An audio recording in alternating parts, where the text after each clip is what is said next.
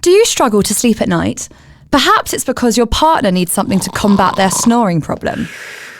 Are you confused about which supplements you should be taking? Do you want to find the right kind of exercise equipment for your home? Or maybe you're just looking for the best electric shaver. Which has hundreds of product reviews to keep you fit, eat well, sleep better, and everything in between. Just head to which.co.uk/health to read our expert insight and independent reviews. Get expert advice and recommendations to live your best life every day with Which.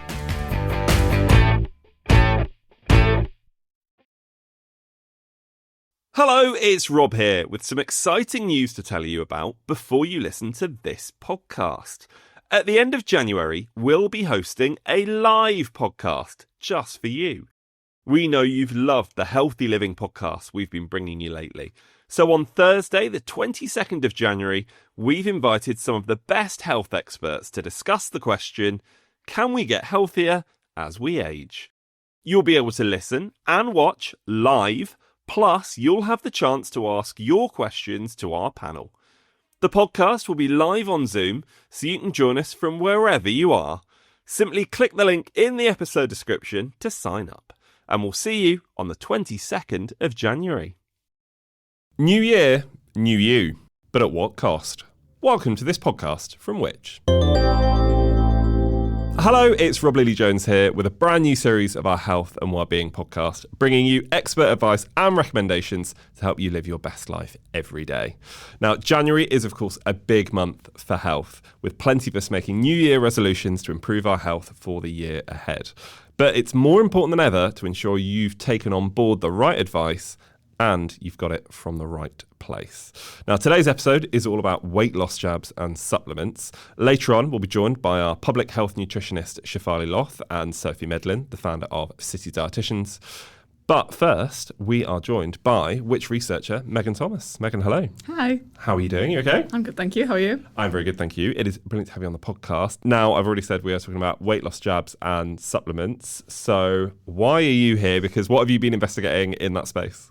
Yeah, so I've been looking at food supplements specifically and the kind of weight loss claims we might be finding out there. So that's whether that's in the supermarkets, in sort of major pharmacy retailers, or on online marketplaces. And basically it's a bit of a wild west, like there's a lot going on.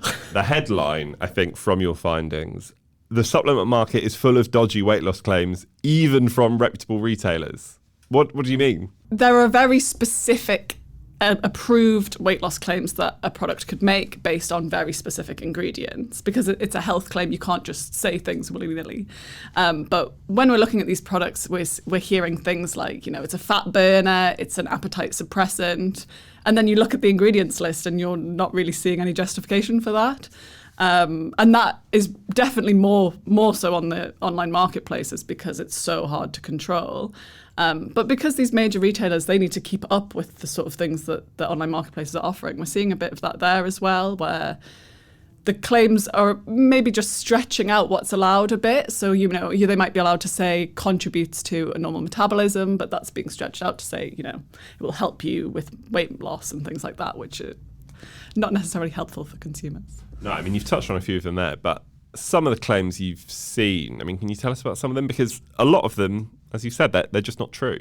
Yeah, so, some of the most egregious are just completely absurd, and I think at least will be easy to spot by consumers. So things like burns fat in 5 seconds was one that I saw, within a week you'll have lost centimetres off your waistline and things like that. Now, was that easy to spot simply because the normal person will just look at that and go, that's not possible? You just go, probably not. But yeah, and some of them, they're coming with these really weird images and sometimes it's sort of broken English and you're kind of confused by the message. But other times they are a little bit more believable. And like I say, fat burner, appetite suppressant, appetite control, things like this, or, specific claims about ingredients that actually, when you look them up, aren't backed by science at all and have actually been specifically rejected as unproven. So they shouldn't be being used. But there are quite a few on hold claims, which means they've neither been proven nor disproven, but a brand can use them while they kind of wait for that decision, as long as they have evidence to back it up. And this, I think, is where we're seeing the system being kind of abused, especially with an ingredient like green tea, which you see in loads of these supplements and is just being used to kind of justify anything. So yeah, like some of these really bold claims, like especially the fat burning one, is coming from the use of green tea as an ingredient, but it's not necessarily all there. Do you mean literally like green tea that like we drink? Or is it slightly different? It's different form. It depends. It's sometimes an extract, or like a really concentrated form. Yeah. One of the very few things that do make sense, because as you've said, it is very, very confusing. You mentioned as well there are only specific claims that they can make. Now, there is a difference, isn't there, between what supplements can claim they can do and authorised and approved claims that they're allowed to make. When you see a supplement that's suggesting that they can put a timeline on your weight loss, don't believe it. Another thing like that is suggesting that you would never gain that weight back. That's another sort of surefire red flag that is not to be trusted. Another thing is if it's comparing itself to weight loss jabs. What this is not even a health claim, but a medicinal claim, which are slightly different, which again, confusing. But this means that when it makes a medicinal claim, it will actually be regulated differently by the medicines regulator, instead of the Food Standards Agency and the Food Standards Scotland, who would regulate food supplement claims. And actually, it would need to have all these authorisations that it probably doesn't have if it's trying to sell itself as a food supplement. So it just becomes really tricky, yeah. You know, we've just made evidently clear why this is so confusing, because there are different authorities involved, there are different bodies involved, there are so many different things to consider here. One thing we haven't touched on yet, and you did allude to it a little bit earlier on, the type of advertising that is used to try and sell these products, the sort of imagery that we're seeing online. Talk us through some of the stuff you saw. I mean, I've seen so many AI generated ones that is, so, you know, someone who's overweight and then the same person who's, you know, super thin, which is obviously just not real. You know, it might be people sort of suggesting wearing sort of like oversized jeans that they've lost all this weight from using this product, but that's not true. Yeah, I think we can all imagine exactly though the type of images. And the sheer number of adverts that are out there as well just shows how exponentially this space has grown in recent years. You know, there is more and more interest in this than maybe ever before. And do you think social media has a lot to do with that? Definitely. I think that a lot of the ways we've seen social media adverts play into this is that sort of people are finding themselves facing up against these rules too. So one instance I saw actually was someone promoting a specific product I'd found that was making kind of sketchy claims. And there was a conversation in the comments with someone else trying to promote this product, and they said they'd received a strike because they had alluded to weight loss, and they're like, no, you can't use those specific words. You have to be a bit trickier about it, and sort of encouraging people to look it up separately and things like that. It's like an interesting way around it. But yeah, like this huge explosion of online marketplaces, there's so many supplements to choose from. And because they're often being imported, it's harder to track down sort of bad players. And so people can get away with these, sketchy things. And it's not just manufacturers who are making some of these claims that we're seeing in adverts, it's also the retailers as well. Yeah, so it's interesting. Sometimes the product itself won't have any claims, but the way it's categorized in the website, it might actually say like, this is a fat burner. But they've been mindful that they could not claim in the product listing or on the bottle itself that it had any weight loss properties, similar with appetite suppressants or just kind of weight management, weight loss. So I think if you're looking, because these are reputable retailers sometimes, if you're looking at one of those sections, look at the product itself, because you might find that there is no evidenced claims that they can use. A little bit later in the episode, we will be going into even more of the specifics of what you should be looking for to make sure that what you're buying is indeed legit. When it comes to your investigation, Megan, where can people read more? How can people read more? And give us a little taste of what they can expect, which of course you've done on this episode already. Yeah, so it should be available on which.co.uk, but it will be able to go into the details, maybe picking out some specific examples and saying, actually looking at the ingredients and saying, where has this claim come from? And the answer often being nowhere. Well, I'm delighted to say we are now joined by Shefalee Loth and Sophie Medlin. Guys, welcome. Thank you. Thank you. Always good to have you here. Now, Shefalee, we've just heard more about Megan's investigation. How shocked have you been by what she's found? Honestly, not very shocked. Megan's done a few investigations over the last few months, and supplements is something we've worked on at Which for a long, long time. And we know that there are crazy things out there being promoted to consumers. And Sophie, obviously, we've had you on the podcast many times before. We've been talking about supplements a lot. How do you view weight loss supplements? Where do you stand on them? I'm a wildly sceptical person about weight loss supplements, and there's so many more on the market now. I think because of the new weight loss injections, GLP-1s, that are coming out onto the market, other companies are now looking at those and thinking, we need a supplement alternative to this that's cheaper. And so the market's now flooded with ones that are supplements that are pretending to be mimicking GLP-1s. And the most important thing to remember is there's no registered health claims for any weight loss supplements. So anything that's making a claim about that, we need to be really sceptical of. And a couple of things there, Sophie. Is it GLP-1s? GLP-1s. GLP-1s, what are they? GLP-1s are weight loss medications, the injectable medications that people will have seen everywhere now. We're talking about things like Ozempic and Mounjaro and those types of products, which are really effective for weight loss, but are a very different thing and work very differently than the supplements that people are selling. Yeah, we will be mentioning and talking about Ozempic and Mounjaro in a little bit. But also, we did touch on this with Megan around health claims, what claims can and can't be made. Just go into a little bit more what you mean there around the claims that can and can't be made in this space? Yeah, so there's no registered health claims for anything regarding weight loss. That means that anyone who's saying can support weight loss, can aid in weight loss, any of the claims that you see out there are actually using those claims illegally. And you can, if you can be bothered, report them to the ASA for that, the Advertising Standards Authority. This isn't something we've reviewed before here at Which. But if people think they're necessary, if people really want to take some of these weight loss supplements, what are the things they should be considering before they even go out there and look for them? Look, I think ultimately supplements, as we've said multiple times on this podcast, are the icing on the cake.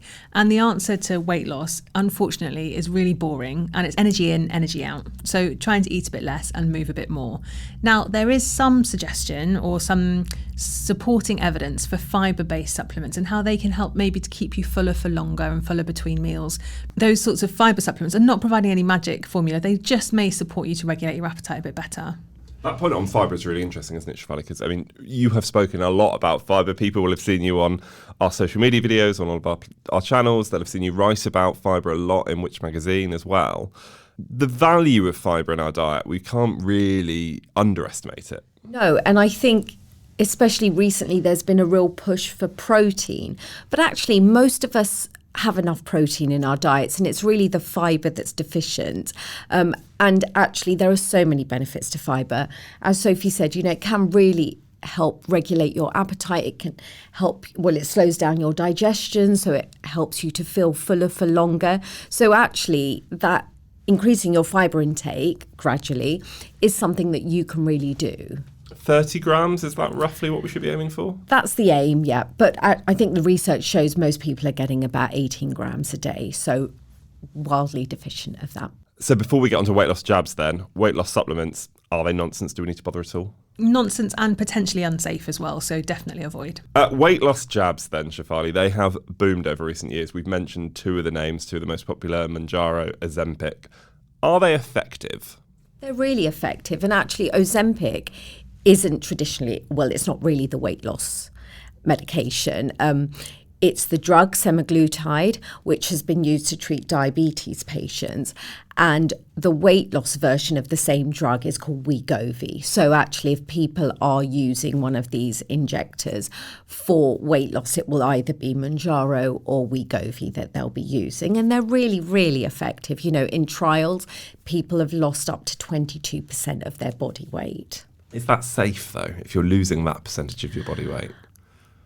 It depends how you're using them. Obviously, if you're using them under medical supervision and for the right purposes, then yes, that is safe. And, actually, if you think about it, if people are obese, morbidly obese, they are likely to have a lot of other health conditions as well, comorbidities, such as high blood pressure, high cholesterol, diabetes, for example. And by reducing your weight, you can also reduce your risk or incidence of those diseases.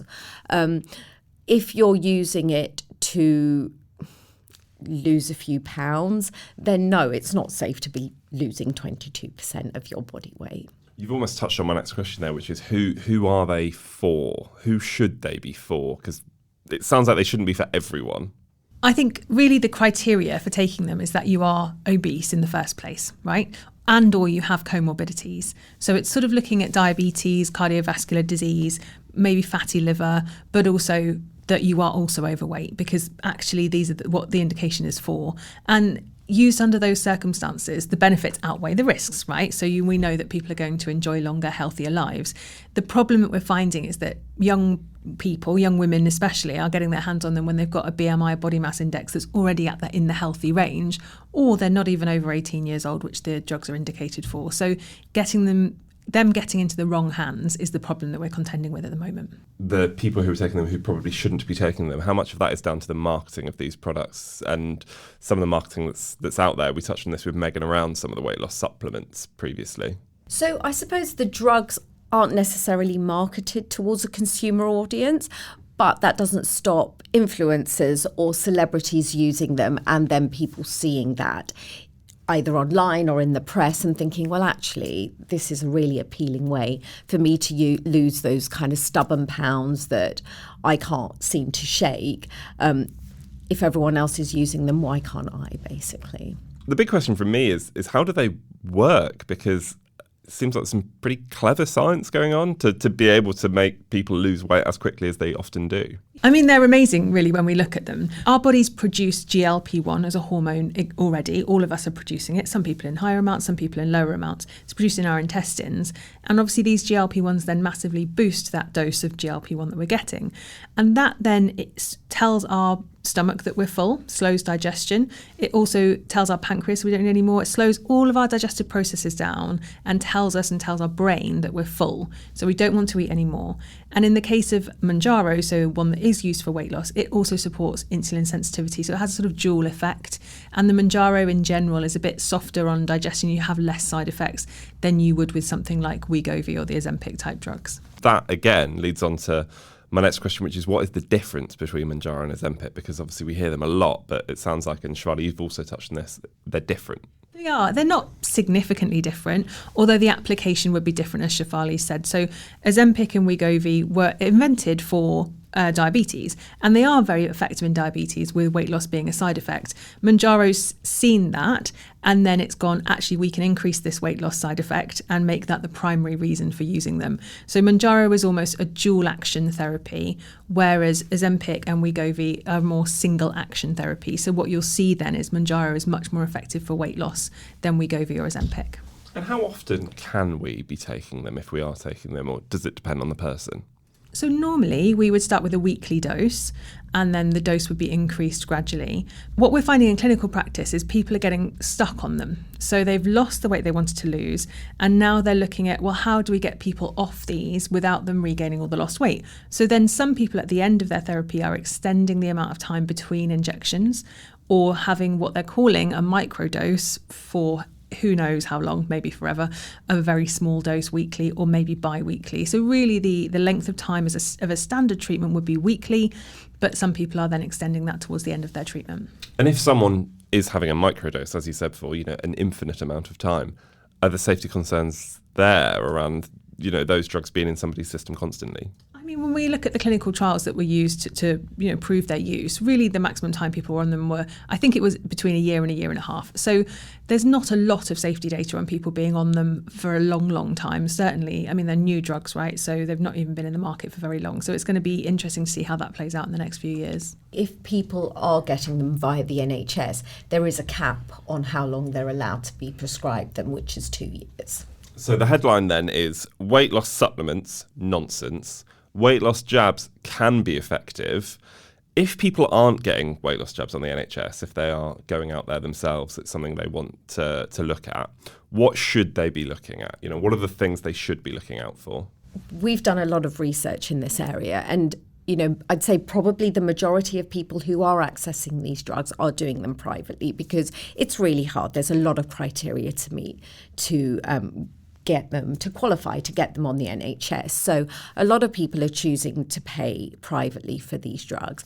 Now, there are online pharmacies that will prescribe these drugs, and you have to fill in an online form and meet certain criteria. Now, around a year ago, we did an investigation into this, and it was really easy to get hold of them without meeting that criteria, either by gaming the system or tweaking your results. And actually, for research purposes, I've also tried to get hold of them to see how easy it is. And some places have rejected me and others have offered me the drug. So it is easy to get hold of. I suppose what we would say, and Sophie will certainly say, is, don't just use them. They're not a quick fix solution. You do have to have medical advice. The recommendations are you should be using them with dietary change as well. And a really key thing is when you lose weight quickly, you lose a lot of muscle mass too. So a lot of people are losing muscle mass, which isn't great for long-term health. So when you are on these drugs, you really should be exercising and doing weight-bearing exercises especially. Yeah, I mean, what I'm seeing in my clinical practice is people, as I mentioned before, getting stuck on them and not really knowing how to get off without regaining lost weight. And there's potentially some disordered eating thoughts and behaviours in there. But also I've seen patients who are exercising but are not fueling appropriately. So they're getting away from a hunger perspective with having a couple of pieces of fruit at lunchtime, maybe a very small meal later. Even if those people are still exercising rigorously, doing lots of strength-bearing exercise, what we're seeing from their scans is that their muscle mass is severely depleted. So in order to maintain muscle mass, we need the substrate, the protein in the diet, and the stimulation, the exercise itself. If we let go of either one of those things, we are seeing people with the muscle mass of an 80 and 90-year-old who are in their 40s because they've got on these drugs, got a bit stuck on them, and not had appropriate dietary and exercise advice early doors. So we've talked about muscle loss. Are there other side effects we should be aware of as well? Yeah, absolutely. Like Sophie said, they slow digestion. So actually a lot of the reported and common side effects are constipation, bloating, people feeling nauseous on them. And those are obviously unpleasant, but not risky. I think as soon as you stop taking the medications, or once you've taken them for a while, they can settle down. And there are case reports and early signs of some more serious side effects coming through, but they are few and far between. And also, if you're being appropriately monitored, hopefully by your NHS doctor, if not by an online pharmacy, you're at low risk of those things happening. It's when they get into the hands of the wrong people who have already pre-existing conditions and concerns, that's when those more serious side effects are something to worry about. It's been fascinating hearing more about them, about how they work, about who they might be useful for. Have either of you got anything that you want to leave anyone listening to this with? Any final thoughts? I think from me, I would say, while there are concerns at the moment about people inappropriately accessing these drugs, I do think that in the future they will be sort of the equivalent of if you're struggling with weight loss, why wouldn't you use them? In the same way as when glasses were invented, we said, well, if you can't see, why wouldn't you use them? I think they will be refined and get better. I think particularly for those who have comorbidities, diabetes, heart disease, fatty liver, etc., where weight loss would be so beneficial to their health, I do think we'll see them much more in a way of this is a really helpful tool in the toolkit. It's not necessarily the first tool you pick up, but it's a really helpful tool in the toolkit. And I think at the moment there's a lot of shame and stigma about people using them. A lot of people are using them secretly. I've heard people trying to keep them in secret compartments of their fridge away from their partners, etc. But I do think in the future that will change. And I don't think that people who are using them legitimately should have any shame or stigma about it. And what about where people are getting hold of them as well? Yeah, I think there's a real risk here because there are reports where people are getting them through online channels, through their hairdressers, through their beauticians, etc. Now, these are really effective medications, but they are medicines. So I think people should really exercise caution and not buy them from non-authorised channels. You know, if you do want to buy these privately, then do go through a proper online pharmacy. Don't just buy them down the road from a friend of a friend. Guys, it's such a difficult world to navigate. You've done a great job doing so, and it was fascinating hearing more about Megan's investigation earlier on as well. So thank you very much for being here. Thank you.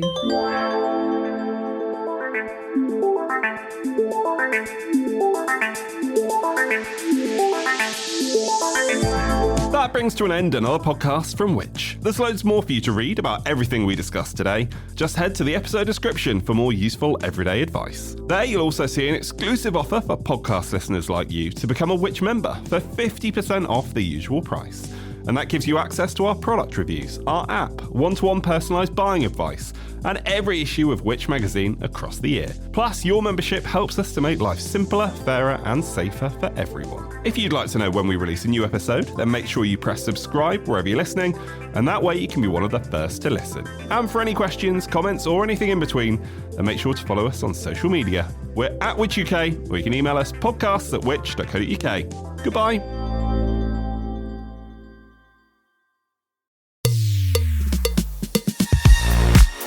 If you're enjoying this podcast from us here at Which, then why not become a Which member? Right now, we've got a special offer, especially for podcast listeners, meaning you can choose any of our 3 membership tiers for 50% off the usual price.